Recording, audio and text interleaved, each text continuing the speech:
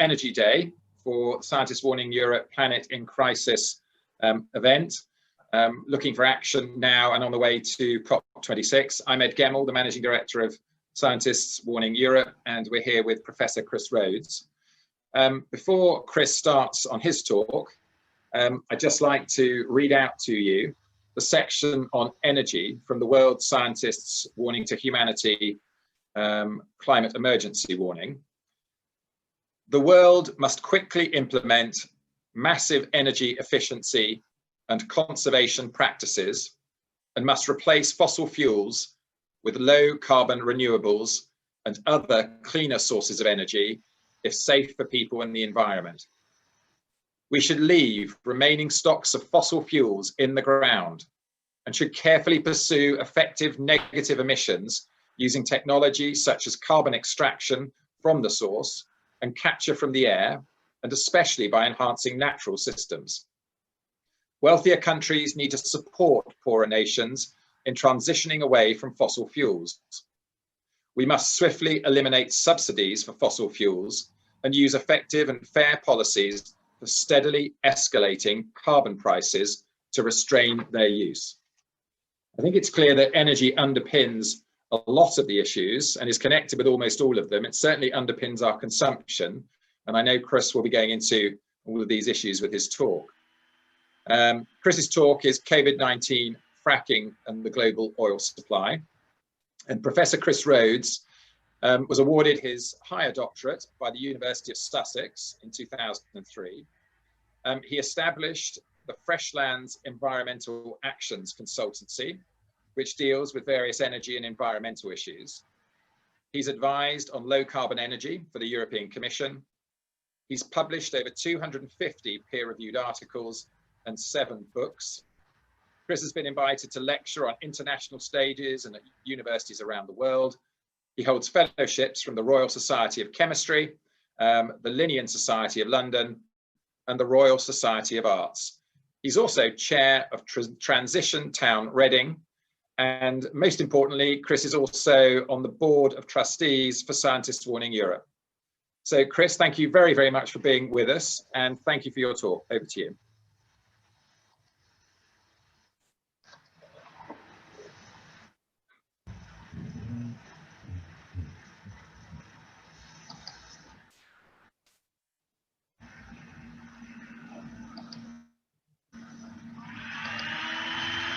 Right, okay, can you hear me fine?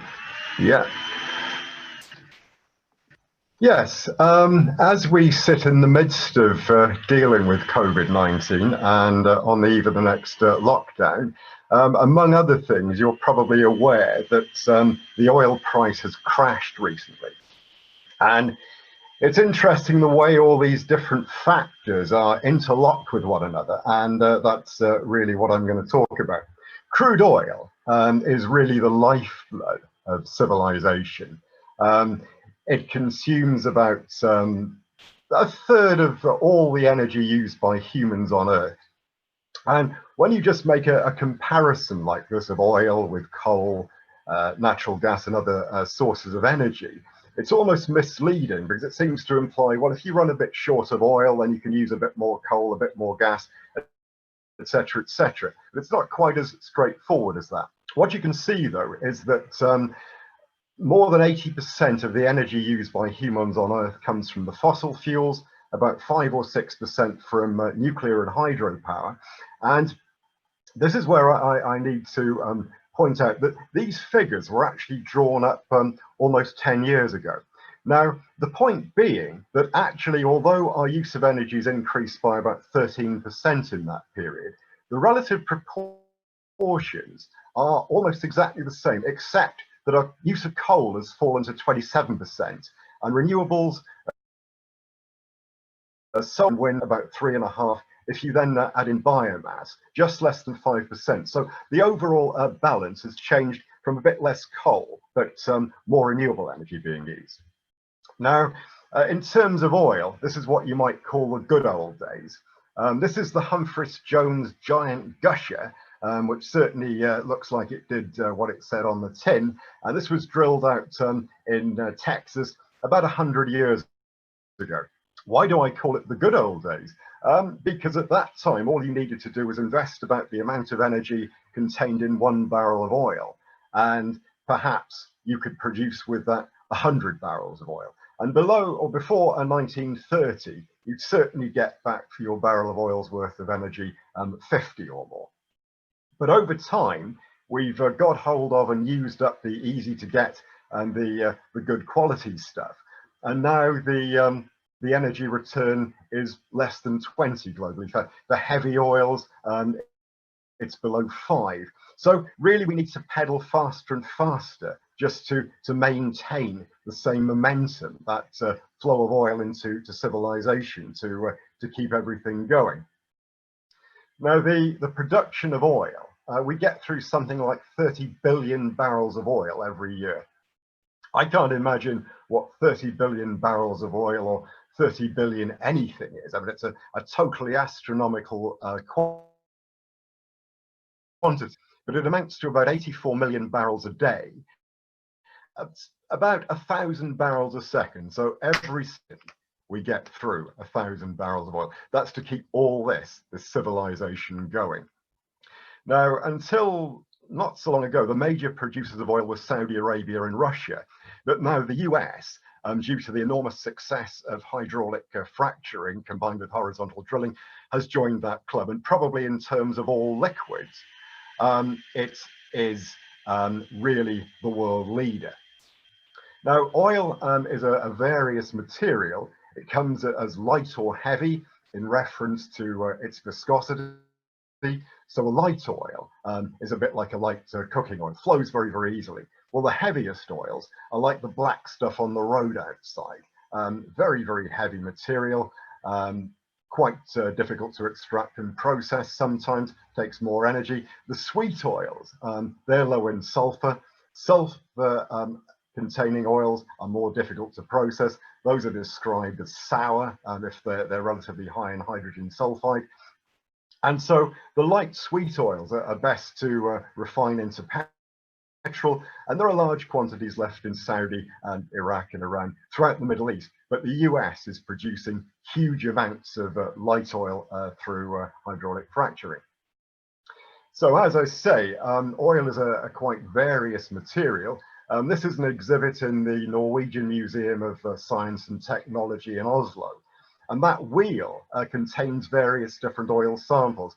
As you turn the wheel, the very heavy ones, well, they just stay at the end of the tube, as I say, almost like the black stuff on the road outside. But the light oils, they're very, very freely flowing. And the reason for that is these different samples contain quite different molecules. And you don't have to drill that far apart in terms of distance to begin recovering quite different material, and different kinds of oils are better for particular purposes. So that is really, when you're talking about crude oil, you're actually talking about quite a distribution of material. So what about the oil remaining? Well, much of the oil left is sour, high in sulfur, and heavy. So, for example, from the Orinoco belt in Venezuela, this is more difficult to get hold of often, to actually produce. The processing is more costly if you've got to clean out sulfur and metals in some cases. And you very often hear, oh, there's so many billion barrels of oil somewhere. Well, maybe only a few % of that will actually prove to be recoverable, because not only has it got to be technically feasible, but economically viable to actually do this. The extra heavy oils, as I say, are not necessarily liquid at all, but bitumens, a lot of that in Venezuela and up in Athabasca in Canada. You sometimes hear a statistic like there's more oil under America in the form of oil shale than there is under Saudi Arabia. Well, that's not really quite true. This refers to kerogen shale, not the shale that is fracked to yield good quality oil. And the point is that kerogen is a primordial material. If geology had put it into hotter regions of the ground, it would have actually been converted into material that we're more familiar with as oil. So if you want to get oil out of it, you've got to get this stuff, dig it up, heat it up to maybe 500 degrees centigrade. And that takes an enormous amount of energy. So the energy return on investment is relatively low, and that's probably why there's been no large-scale oil shale industry yet. It's a very expensive process too. Now, oil not only fuels most of the world's transportation, but it's the raw carbon chemical feedstock for plastics, the chemical industry, pharmaceuticals, and most other modern materials. I mean, we wouldn't be doing this right now without plastic materials to make computers, cell phones, headsets, all the rest of it.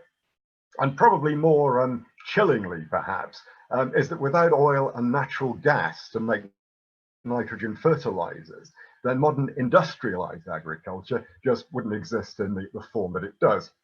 And this is really a bit of a poster child for the, well, potential problems of modern agriculture. That's to say that you have this mighty array of combine harvesters, which look something like a marching army. And there they are harvesting a field of soybeans in Brazil. And you see these great clouds of dust that are thrown up behind these machines. Well, that actually is the topsoil that they're breaking up. And because this is monoculture cropping, then for a lot of the year, the land is left bare, often when the erosive forces of wind and water are at their most powerful. So the topsoil is just continually eroded. And at one point, this was rainforest. So this has been cleared to free up the land to grow the soybeans. And then, of course, once you've lost enough topsoil, the land loses its productivity, and then more rainforest is cleared, and the process goes on and on. But you need oil, not only for the diesel fuel to run the combine harvesters, but obviously these soybeans aren't consumed where they're grown. They're moved around Brazil and around the entire world. So really, this is where the statistic comes from, that for every calorie of food on the plate, you need about 10 calories of fossil fuels to get it there. So for the UK situation, we import something like half our food, and obviously whether that's imported or homegrown, it's transported around the country. A few figures here, but basically we use getting on for 1 million tons of oil for tractors, combine harvesters, etc. To move food around the UK uses about another 3 million tons of oil.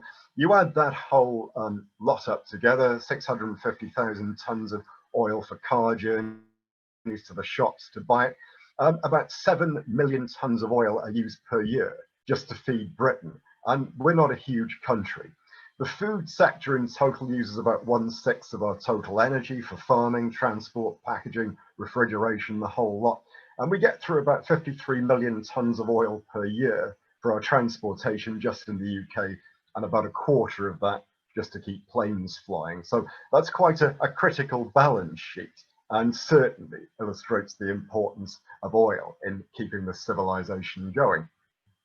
This is a slide drawn up some few years ago. Of course, it's the same. It's valid now because the post-oil producers 10 years ago are well past their production peak now.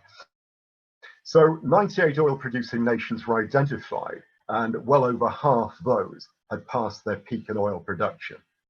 And this is a situation that obviously continues. This is a set of data from information released by the International Energy Agency. This is their World Energy Outlook from 2015. And they're projecting the oil supply. Where is the oil going to come from out to 2040? Well, consumption is reckoned at sort of 95 to 100 million barrels a day. And the dark green bars at the bottom, that is showing the decline in production from existing fields. So basically that's what you've got to make up for by investing in new oil production and drilling and producing new oil. And so what you see there, the slightly lighter green bars above that, that's yet to be developed. So that's oil, it's known where it is, it's licensed in a lot of cases for the next few years. But the point is, a lot of these will be in deep water fields. Unless the price of oil goes up to $80 or $100 a barrel, because it's expensive to actually undertake these production processes, it's not going to be worth producing that oil. Yet to be found on top of that, well, that assumes it will be. Enhanced oil recovery, that's basically squeezing more oil out of fields you already have. Then oil sands, coal to liquids, the Orinoco heavy oil from Venezuela. The red band is interesting. That's tight oil. That is the amount of oil produced mostly from shale and almost entirely in the US at the moment. But the amount they reckon will be produced out to 2040. It's not a huge expansion. And on top of that, you've got natural gas liquids, which has actually the expansion in natural gas liquids production. A lot of that has also come from shale in the US, but natural gas liquids have a lower energy density than crude oil. So when you compare volumes of things, you're not necessarily accounting for the amount of energy that's going to produce. So overall, the energy production in terms of the total volume of liquid is in decline, litre for litre, barrel for barrel. Now, eventually, we are going to have to get away from oil. So what alternatives might there be?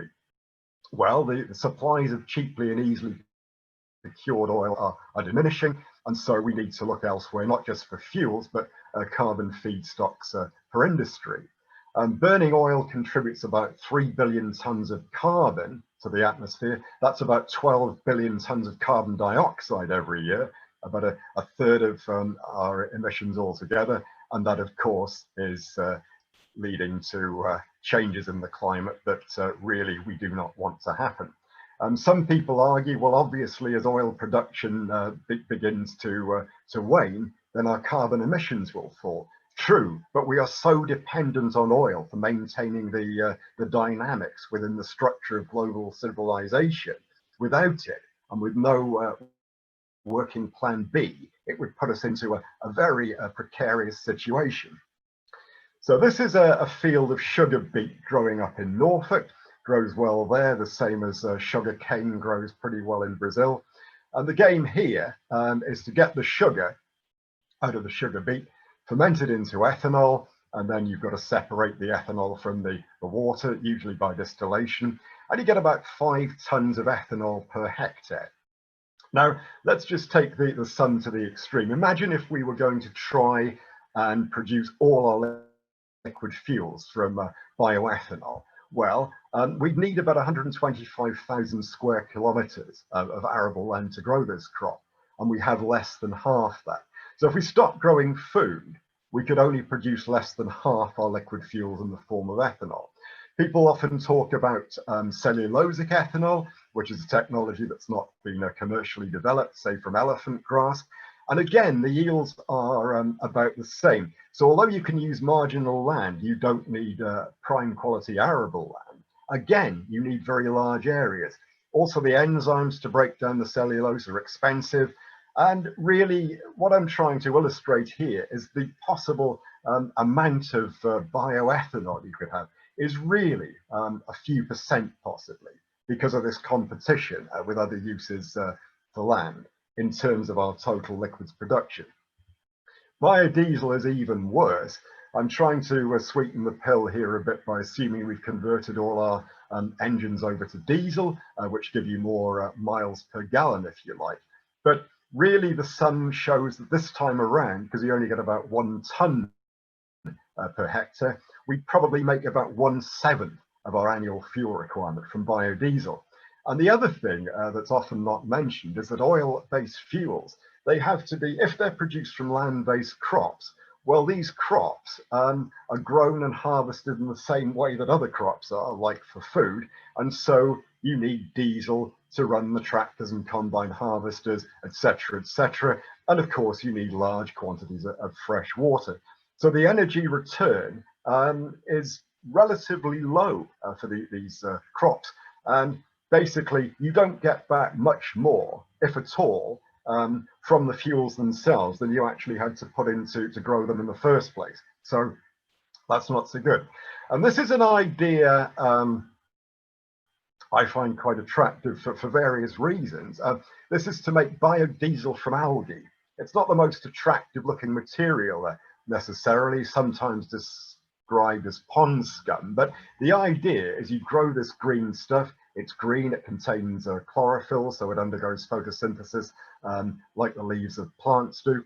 And the idea, if you could get enough of this and then process it into fuel, well, then this would be a way of beginning to get away from our demand on crude oil.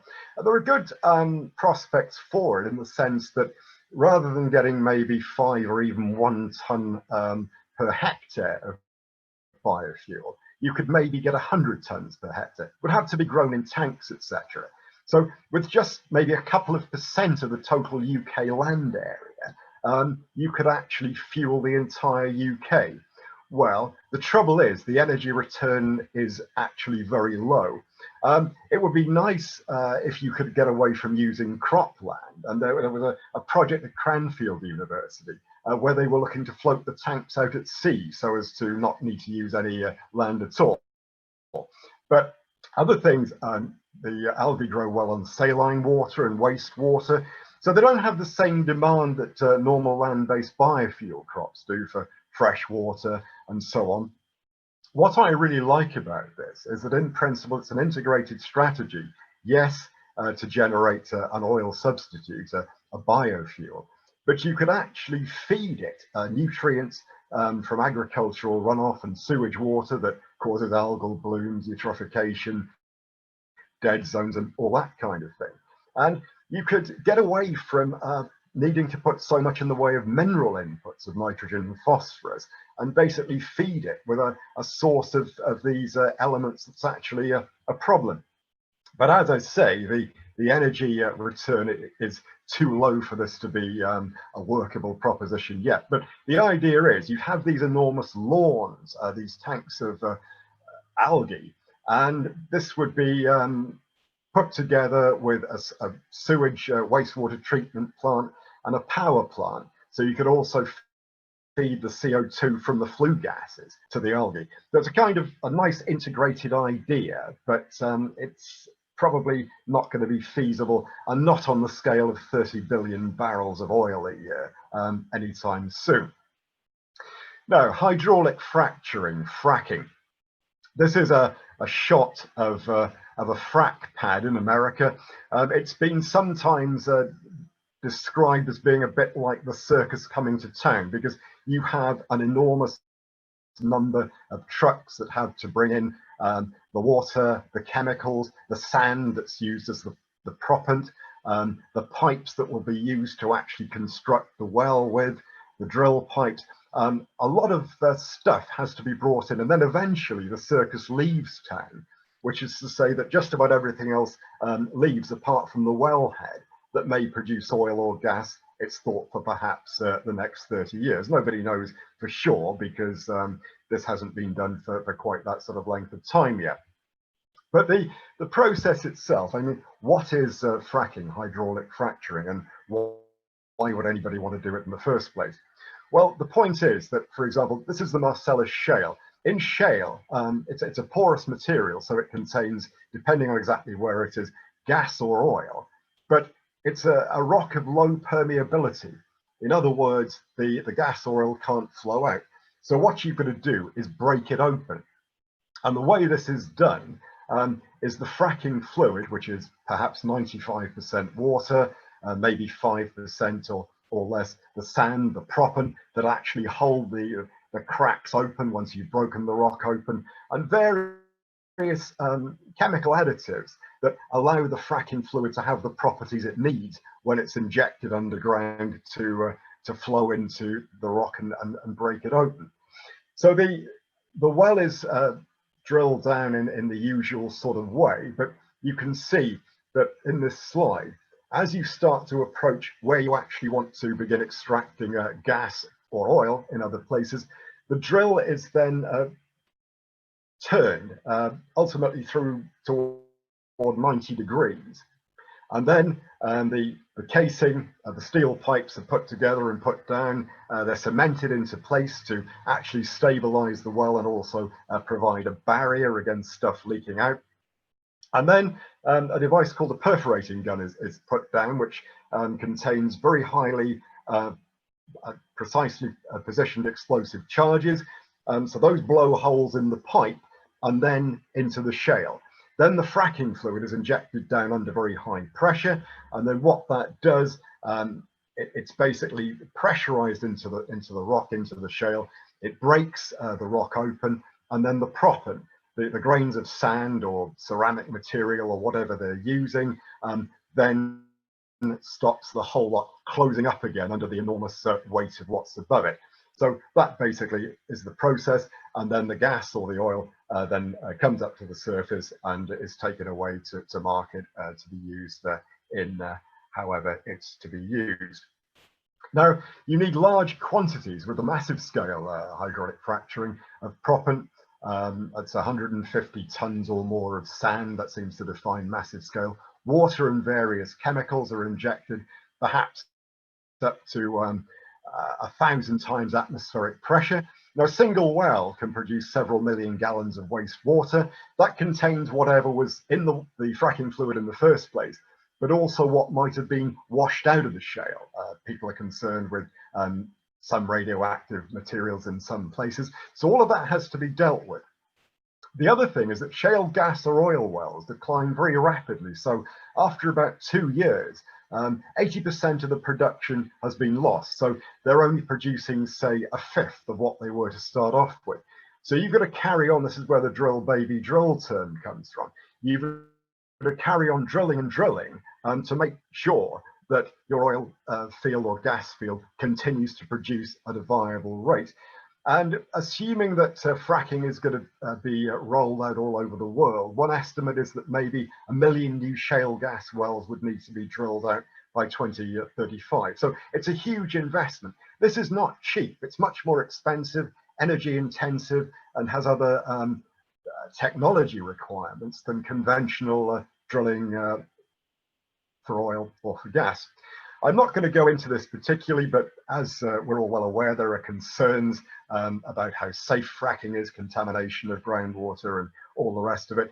But I would say we need to conduct very rigorous scientific studies, basically testing the air, the water, the ground before this is started, and then for the 30 years over which such a well is reckoned to be producing, to really know what's going on. The leak of gas, of methane, is a problem across the whole of the gas industry, not only connected to fracking. And so there are issues about how clean this sort of procedure is, or the use of natural gas generally, if it's leaking into the atmosphere as a very powerful greenhouse gas. It was claimed that the US had enough gas for 100 years. Well, the actual conventional plus shale proved reserves are more like 12 years. There'll be more than that discovered and produced, of course, but it illustrates the difference between a reserve and a resource. The resource is really everything you think, hope might be in place. The reserve is how much of something can be produced, not only technically, but economically. And as the price of oil or gas increases, more passes from the resource to the reserve, because, as I say, it's got to be economically viable to actually do the thing. Now, this is a slide produced by a man called, I'll try and pronounce his name, Jean Lerre, who is a Frenchman who worked for Total for many years, but has been an independent consultant for a good few years now. And he was showing oil production. Now, if you look to the right-hand side, the purple line at the bottom, that is the production, if you like, of conventional oil. If you then look to the greenish line above that, that's the amount of oil that's been produced on top of that by fracking. And then you add onto that the amount to the dark green line, that's the amount produced from extra heavy oil. And then the blue line, the light blue line at the top, that's everything else, mostly natural gas liquids, but also biofuels, gas to liquids, the whole lot, about 20%. But what you can see is that in 2005, that's about when conventional oil production peaked. So basically, the growth in oil since then, 71% of that has come from fracking shale. So the dependency we have on shale, the shale gas and shale oil industry, for keeping this flow of oil into keeping civilization going is really quite a potentially a dangerous situation, because without it, we would not have been able to grow our production the way we have over the last 15 years. So fracking outside the US, I'm not going to dwell on this in great detail, but it's been hoped that the success, the miracle, if you like, that's been met in America, because let's face it, almost 2/3 of American domestic oil production now comes out of shale, which is absolutely stupendous. But when they tried to frack in Europe, for example, in Poland, really there are a lot of problems. So there were wells that closed up after just a few weeks, or the production rates just weren't anywhere near as good. And even in the US, where they try and frack outside of the sweet spots, the very good places, the results are really just nowhere near so good. The energy returns are worse. And for example, there was a paper published in Nature that basically gave the pros and cons, the whys and wherefores, as to whether it really is a long-term prospect. As I say, opinions vary. Another point, you don't know what the quality of the gas is going to be until you start producing it, nor the production rate. Some gas has come up so full of nitrogen, you couldn't burn it. The Royal Society made an investigation of it and concluded that we could do hydraulic fracturing safely in Britain, but it would have to be strongly regulated. Another point, I don't know if you're familiar with the term Mamberland, but it stands for miles and miles of bugger all. And what this refers to is the fact that where most of the fracking has actually been done in the US is in relatively wide open spaces. Well, if we were to start, for example, fracking where we think we've got lots of oil, shale, or oil from shale that could be produced by fracking in the UK, there's a load of it underneath Surrey, for example. There's a lot under Gatwick Airport. So you've basically got to start doing this underneath where people live, which probably wouldn't be necessarily very popular. All in all, there are many uncertainties. You can say that you will generally get much more gas than oil out of shale, and so fracking is not going to match the loss of conventional oil.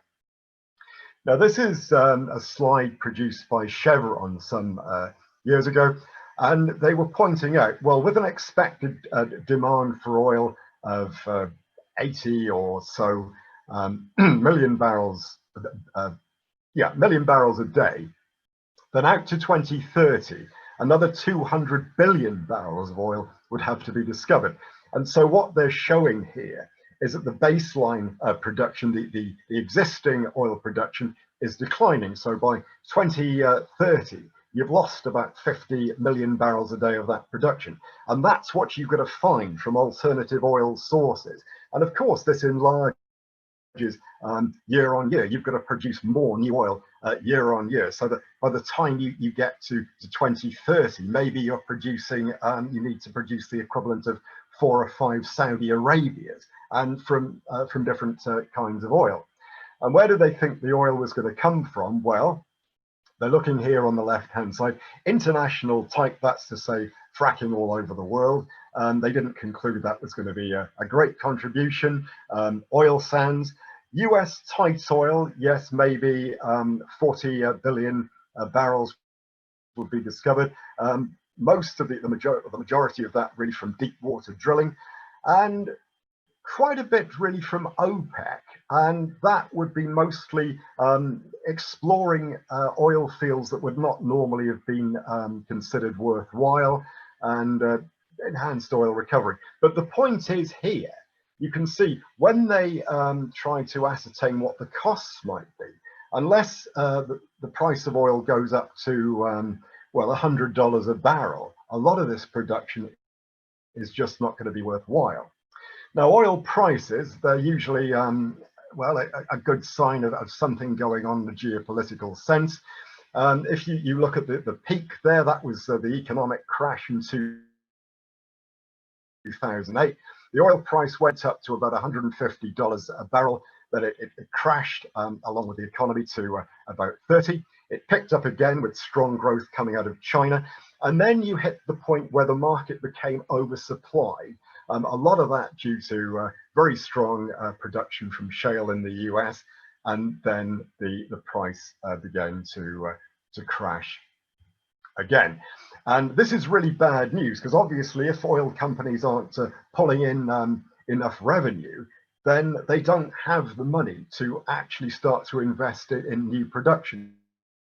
And this was a newspaper headline shortly after the oil price crash happened six years ago nearly, when the oil price is about $60 a barrel, and they're saying, whoa, at this price, there's going to be a huge reduction in new oil projects. Yeah, 7.5 million barrels a day of new output at risk. Well, now the oil price is below $40, so you can imagine. We're not running out of oil. The thing is, we are running out of cheap to produce oil. Something like 4/5 of the world oil production is in decline by, well, let's be generous and say 5%. It could be a lot more than that per year. So that's a loss of about 3 million barrels a day every year that's got to be found from other sources. So just to keep that production flat, let alone growth, we need to find a new Saudi Arabia every 3 to 4 years. So that's about 3 Saudis by the end of the decade. And as I say, from these more expensive sources. There's been a lot of trouble between Russia and Saudi, basically trying to agree to cut production levels to force the price up. If the market is oversupplied with oil, the price crashes. If it goes the other way and it's undersupplied against demand, then the price rockets. And it's a very sensitive trigger, actually. But as I say, it's highly uncertain how much light tight oil will be got, certainly globally, what the production rates might be. And indeed, since the oil price crashed about 6 years ago, all over the world, a lot of oil companies have drawn back funding from new production. So it is hoped that light tight oil production, especially in the US, which is the only place it's done on the grand scale, can take up this global slack. China and India account for 50% of oil demand growth. And as I say, there was a Finnish report that came out just before COVID hit us, called Oil from a Critical Raw Material Perspective. And they were suggesting there could be an oil supply crunch within 5 to 10 years. And of course, given the factors I've just talked about, that would not be too surprising. Well, that was the picture pre-COVID. So as I say, if things weren't already precarious enough, along came COVID-19. And although the market was already oversupplied because of the lockdowns, the restriction in people moving around, goods moving around, etc., then the supply against demand became very large indeed. And the price crashed down to below $20 a barrel, say for Brent crude and these other benchmark crudes. And it was said at the time that the oil price has gone negative. Not actually true, but what it was for WTI, West Texas Intermediate oil, basically they'd run out of storage space. So people were prepared to pay people to basically take the contracts off their hands because there was nowhere to put the oil. Hold on for a second.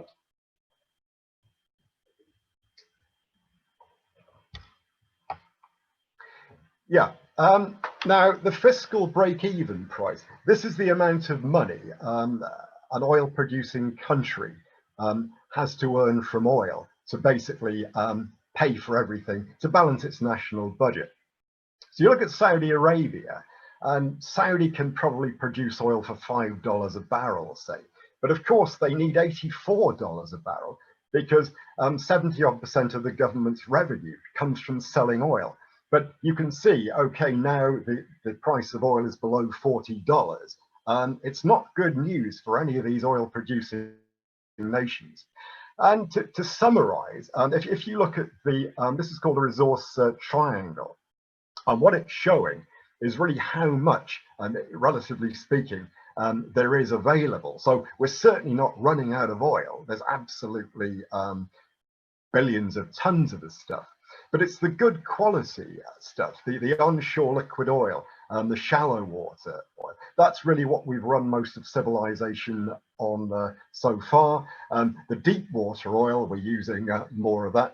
But when you move down that triangle, although there's a lot more of this stuff around, it's more expensive because the energy return is lower. And so really, it is a case not of running out of oil, according to the original peak oil theory, but actually it's running out of affordable oil because we are moving into different territory.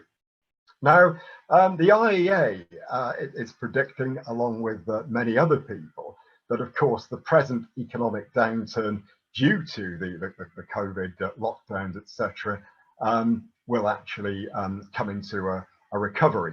You've got a practically one-to-one correlation between economic activity and the use of oil. So an economic crash, basically a downturn in the demand for liquid fuels that went along in hand with that. There you are, you have this big slump. It went down. Demand for oil fell by about 25% in April of this year. Now they're saying that maybe, okay, there'll be some recovery through next year. And by 2023 or 2025 or so, depending on how quickly the economy recovers, we will be demanding as much oil as we were using pre-COVID. Now, there are very many different forecasts, if you can call them that, but effectively they are analyses based on certain parameters.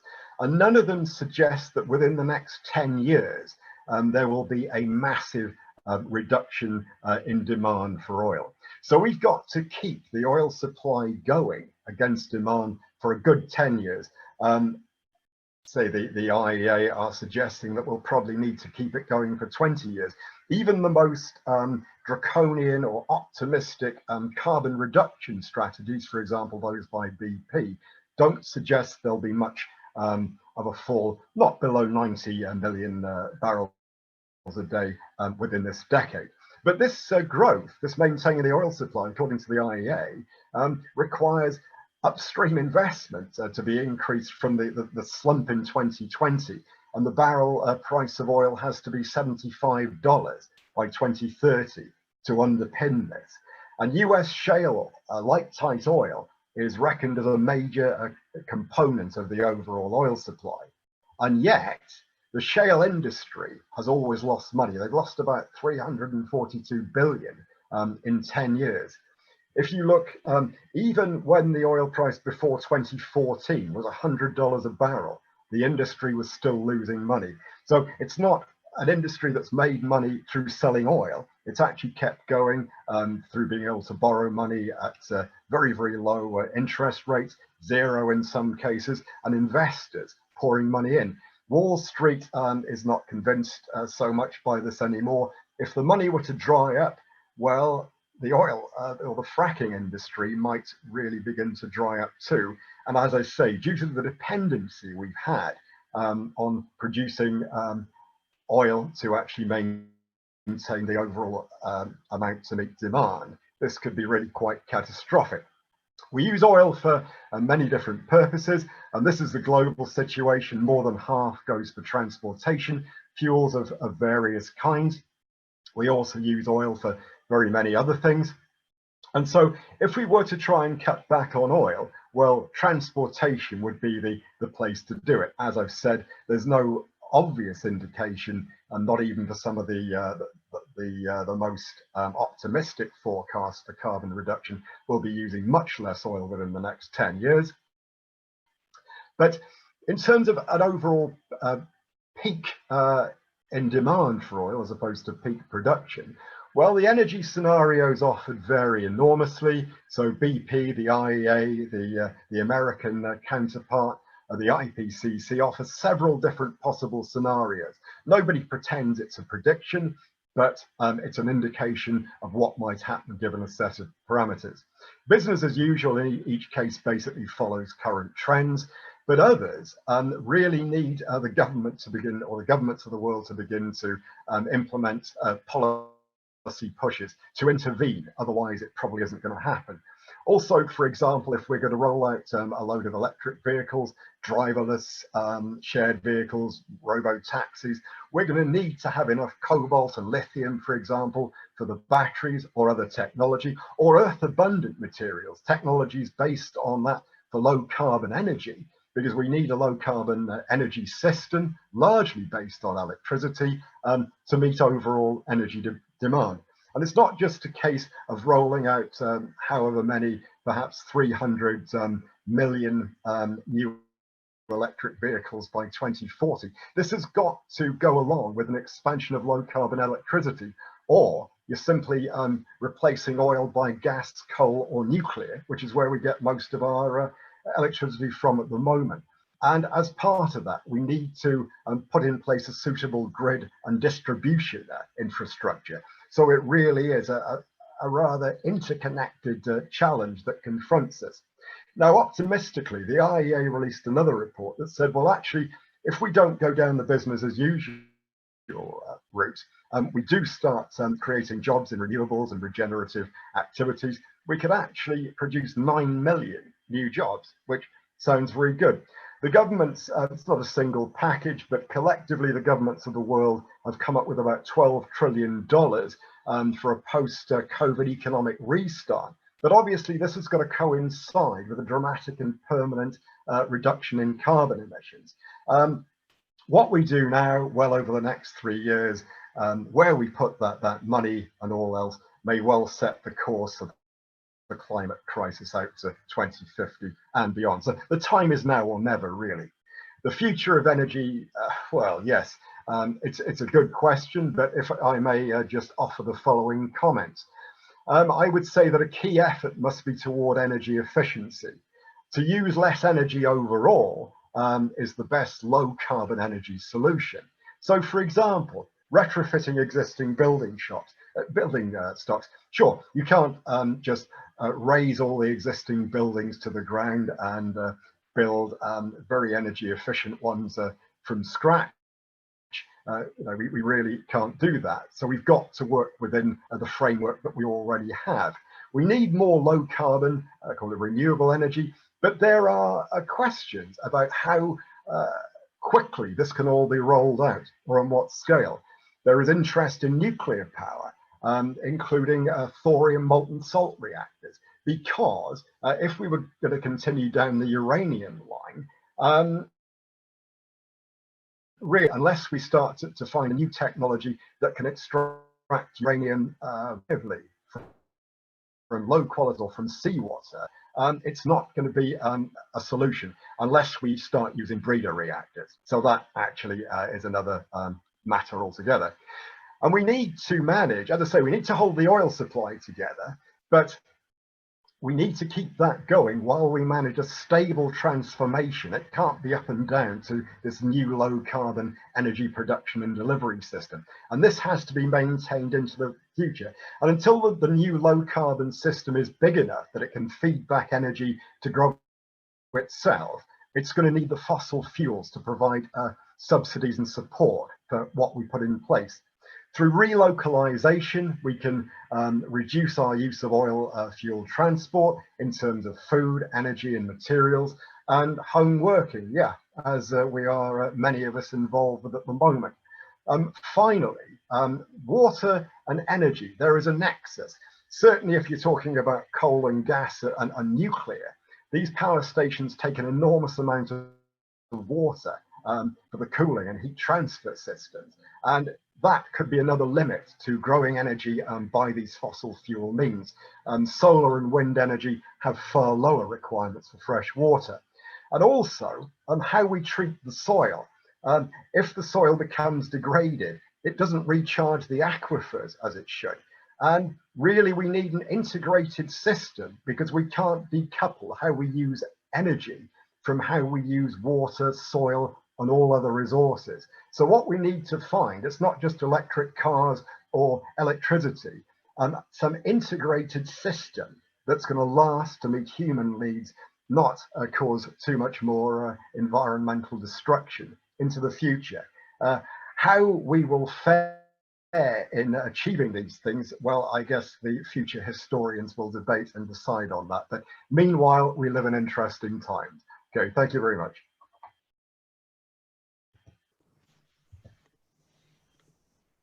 Thank you very much, Chris. That was brilliant. Really, really good. Thank you very much. Right. We've got a lot of questions and not too much time. So let's see how we get on to begin with.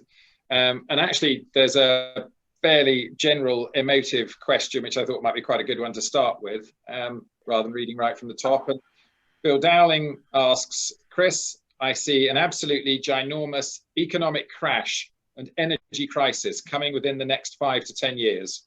Do you? Yeah. To be honest, my mood vacillates somewhat.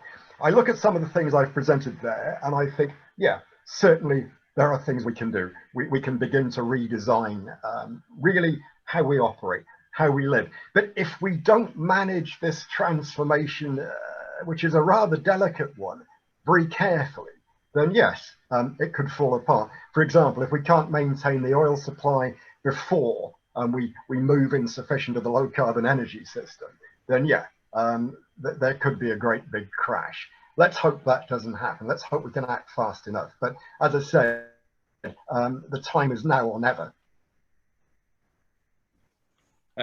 Okay, we have a question from Margaret Beasley. Isn't it a compelling argument for industrial agriculture against industrial agriculture and for traditional mixed farming? Yes, it is. What people often don't realize is that about 70% of the food in the world is actually grown on small farms. You know, the 30%, what I was talking about, using artificial fertilizers, a lot of diesel, etc. That really is how we do it in the industrialized nations. And as I say, when I refer to relocalization, I am thinking of doing all sorts of things on the smaller scale. And that includes food production, which actually helps to preserve the quality of soil rather than degrading it through industrial practices. So I think my overall answer to that is an affirmation, yes. Right, okay, great. Thank you. Right, I had put in a question fairly early on. You talked a lot about the UK road and aviation transport using vast amounts of fossil fuels. Is there a current silver bullet which could be rapidly implemented, and is it hydrogen or is it electricity? What can you see as the future for that? I can't see a huge abandonment of our reliance on oil for 10 years or more.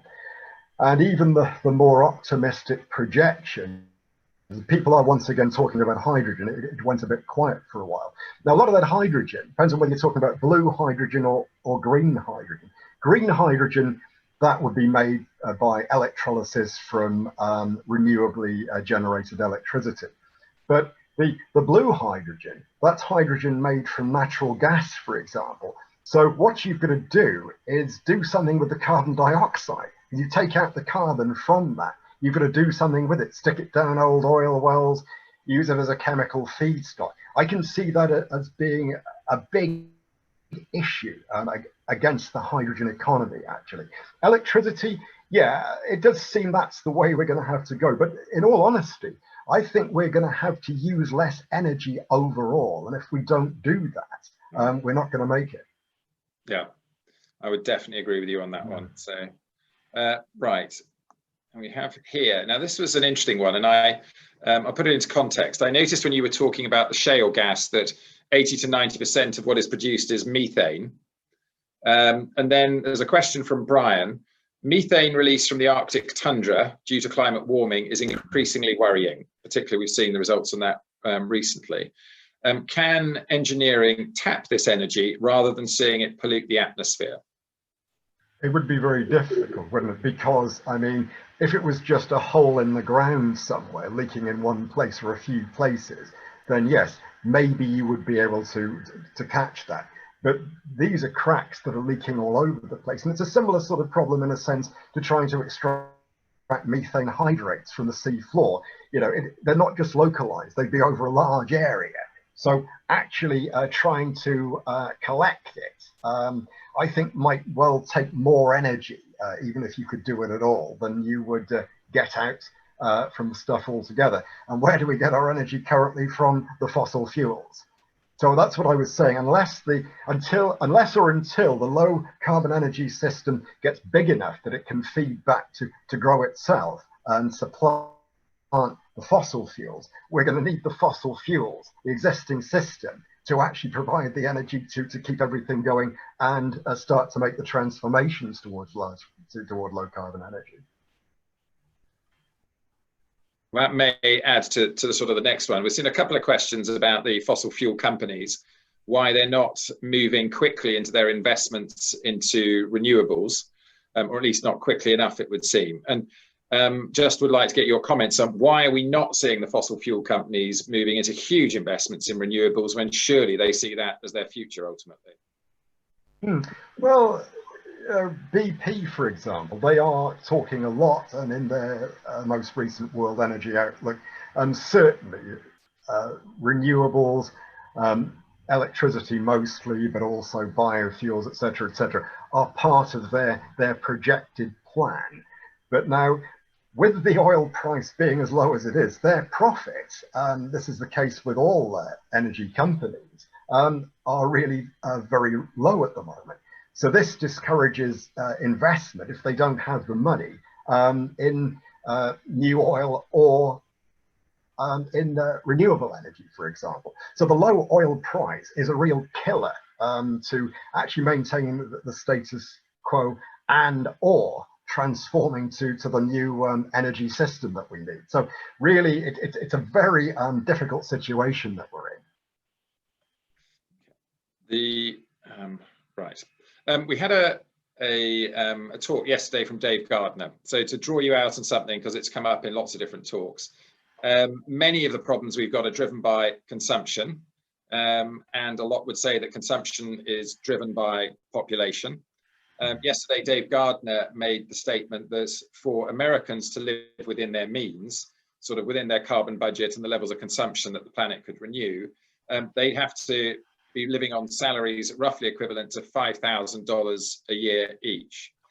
Drawing you out on what are in terms of our energy consumption, what is the biggest problem with it? Is it increasing population?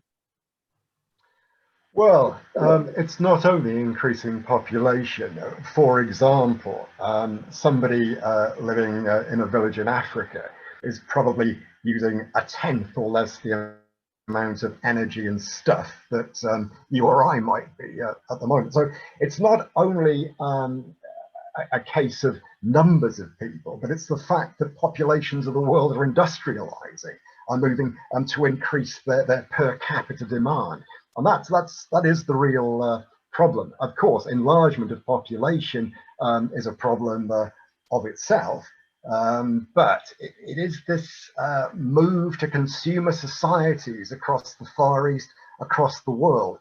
I think that will really just take us into a position where we can't match that kind of demand. So I think that is the main problem, is industrialization, the development of consumer societies and societies that traditionally were rather the more lower energy using.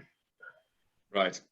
And in fact, just following on, you've sort of led to it. Dave Gardner suggested that we should be using the word the overdeveloped countries rather than the developed countries to signify we've gone well beyond what is sustainable. Yeah. So then a question from, in fact, Chris, just looking at you now, we're actually at our time. Are you happy to continue for another 10 or 15 minutes to answer a few more questions? Yes, okay, sure, yeah. Right, terrific. Okay. Coffee, yeah. Please, yes, get yourself a coffee. So Will Saunders asked the question, do you have any examples of countries that have successfully started weaning themselves off oil, and what can we learn from them? But I actually had a question which I would follow on from Will's as well. Would it be possible for one of these overdeveloped countries to commit themselves to no fossil fuel use within 10 years? If they did take on that scenario, Would that focus the thinking enough, change the game enough to enable it to actually be achieved? So first question was about countries that are successfully weaning themselves off fossil fuels. And then the follow-up question was, if the focus was to wean themselves off fossil fuels within 10 years, would that be possible? Well, the country that comes to mind is Cuba, because when communism fell, then suddenly they didn't get the supplies of oil and fertilizers and everything else that they had before. So they really started a home food production system. A lot of it's based on permaculture. They tore up the car parks and grew stuff there instead because people weren't driving around in the same way. But I think it would take that kind of change in how we do things. It's not just our use of energy, whether it's an electric car or an oil-powered car. We really have to start moving to reducing our use of energy and resources altogether. And that means really doing things in a rather different way. So Cuba is the example that comes to mind. People often hail it because, my goodness, people really did get through what's called the special period during peacetime. It is said the average Cuban lost 20 pounds in weight during this period. So, it would really be quite an undertaking. It would take a lot of personal resolve as well to actually get through this. But of course, the Cuban economy, as I understand it, is really not in good shape now. They're trying to, I'm speaking probably pre-COVID, they were trying to get more tourists to come there, more foreign trade, etc., etc. So within the prevailing economic capitalist system, to use that word, I don't see any easy way of doing this. And I don't know if any individual country would put themselves out on a limb and take that chance. I don't know. Not anytime soon. I have a feeling that maybe not much will happen so long as things are relatively comfortable, or at least holding together. It's not until things begin to fall apart, actually, that change will begin to seed itself. That's sad.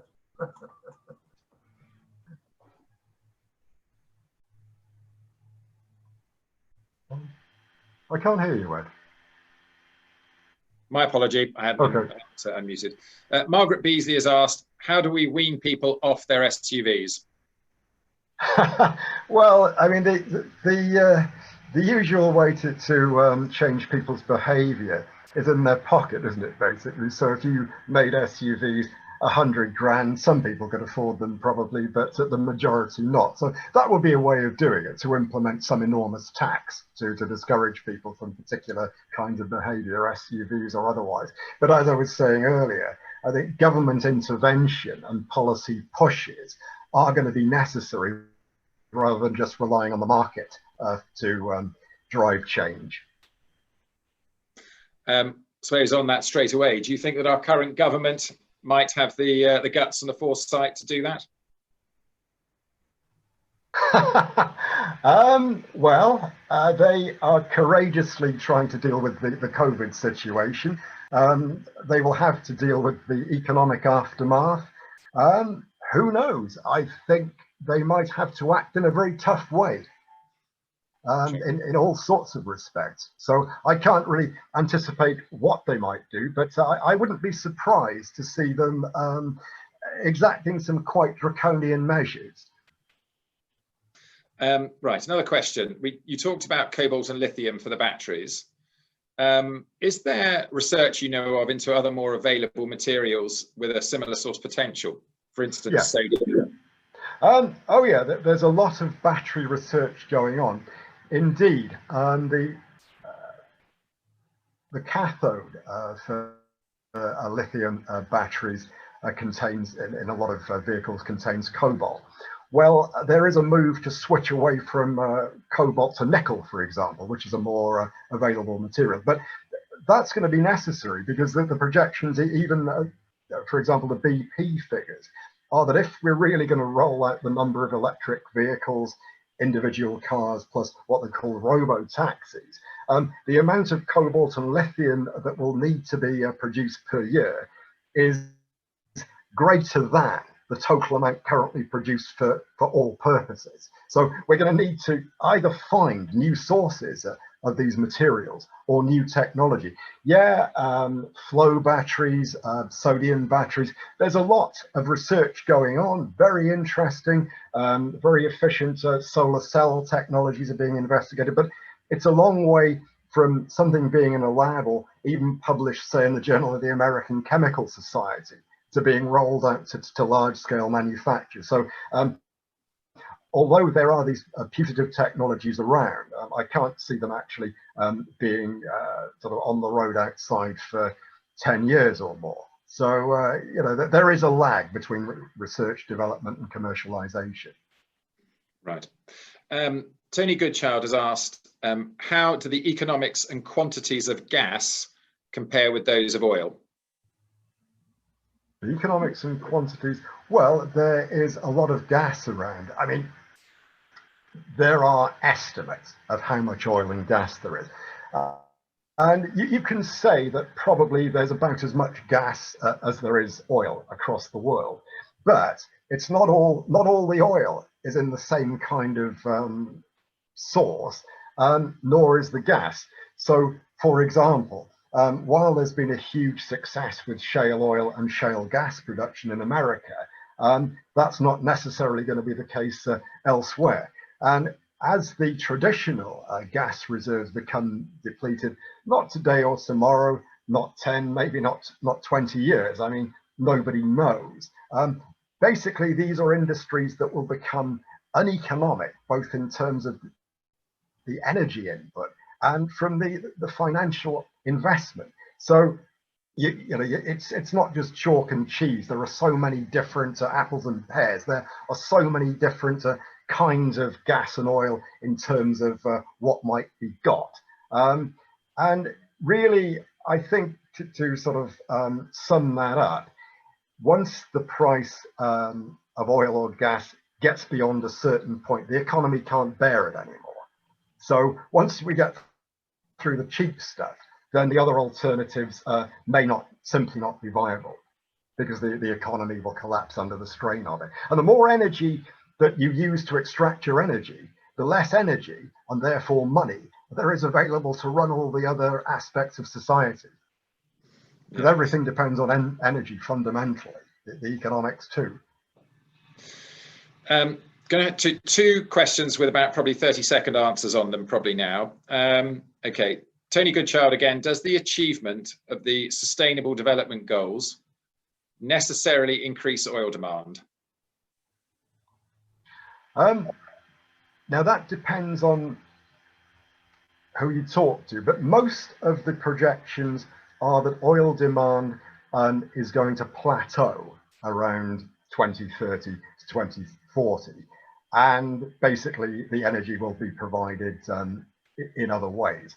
So most of these projections don't predict, the business as usual projection is that by 2040, say, we'll be using a quarter as much oil on top of what we are now. But most of the other projections that try and take account geopolitical factors and many other things are for a flattening, a production, a plateau in production by the end of this decade and probably for the next one. It's hard to say. I mean, given all the different factors there are going on in the world at the moment, it's probably a tall order to predict even 10 years ahead, let alone 20 or 30. But I don't think there's going to be any huge increased demand in oil. But the difficulty, because we've got through a lot of the cheap stuff, is actually maintaining a supply to the level that we're using it already. Yeah, okay. Totally different area. Bill Dowling has asked, are there huge energy penalties involved in the use of 5G over 4G? In other words, as we move from 4G to 5G, assuming it goes ahead, will there be a massive increase in use of energy? That's a good question. think there will be some increase, but what that is going to translate into as a proportion of total electricity that needs to be generated depends on exactly what scale the whole thing is going to be introduced or expanded to. So really, there's not really a definite answer that can be given to that. It depends on how the technology and its industry actually progresses. Right. Okay. Just a last thought then. Now coming on to, and we're moving towards the closing. We focused our event on COP26, obviously on all of issues related to climate and biodiversity crisis, but particularly in this next year towards COP26. If you were going to be looking for actions on the way to COP26 or actions at COP26, particularly those that might be achieved or encouraged by the British government, what would you be looking for? The one thing that comes to mind, or has come to mind, that seems to best address the many factors that might prevail upon us is to begin a strategy of relocalization. So we produce more of our food, our energy, and so forth at the local level. And if we are therefore less reliant on strawberries being brought in from Egypt in the middle of December, and so on, then we will just be that much more resilient against whatever is likely to come our way, be it another virus, be it our energy issues, really everything that is likely to prevail upon us during the next 10 years, say, and who knows beyond. Right, and in fact, that's a good place to be finishing, because everybody, the next talk is about community energy schemes.